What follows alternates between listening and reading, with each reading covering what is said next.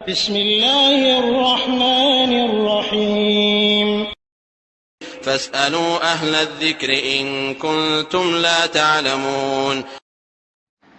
ওয়ালাইকুম আসসালাম রহমতুল্লাহ বরকাতুহ। দিনী ভাই, আপনি জানতে চেয়েছেন যে আপনার 1,00,000 টাকা রয়েছে ক্যাশ, এরপরে আপনি অল্প অল্প করে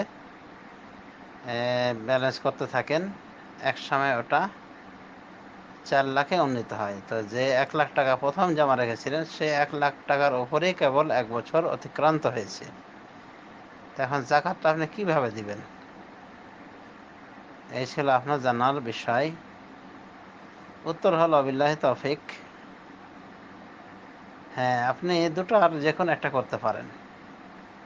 যে আপনি 1,00,000 টাকা দিয়েছেন, যে 1,00,000 টাকা জমা রেখেছেন, সেটার হিসাব রেখে আপনার 1 বছর পূর্ণ হবে, আপনি জাকাত দেবেন। এভাবে তার একটা হিসাব রেখে দেবেন, বছর প্রতিতে জাকাত দেবেন। এটা একটা অপশন।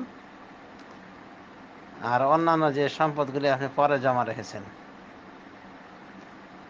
তো সেগুলি যখন বছর পড়ে তখন দিবেন।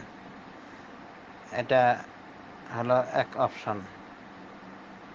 আর যদি আপনি মনে করেন যে ঝামেলা হচ্ছে, আপনি সবগুলি টাকার একসাথে জাকাত দিয়ে দিবেন। এতে করে কি হলো, কিছু অগ্রিম জাকাত বের হলো, এই আর কি। কিন্তু আপনার যেন সুবিধা হয়ে গেল যে এরপর থেকে আপনি প্রত্যেক বছর টাকাগুলি জাকাত আদায় করবেন।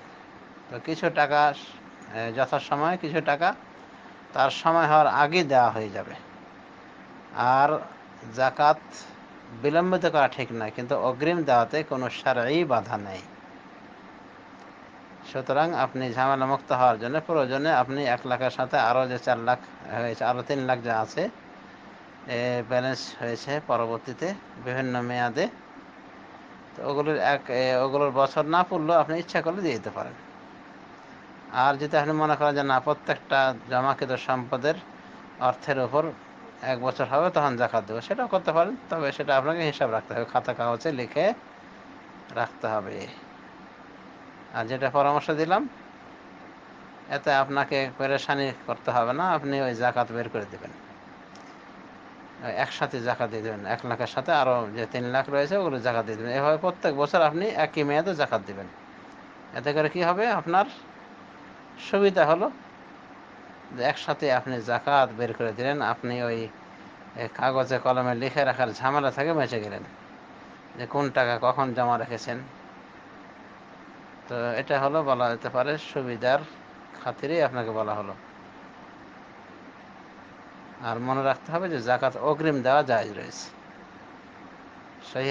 সহিহ হাদিস দ্বারা প্রমাণিত যে রাসূলুল্লাহ সাল্লাল্লাহু আলাইহি ওয়াসাল্লাম অগ্রিম জাকাত দেওয়ার অনুমোদন করেছেন, কিন্তু বিলম্বিত করা যায় না। শারঈ কোনো ওজর ছাড়া জাকাত বিলম্ব করা গর্হিত কাজ, পাপের কাজ।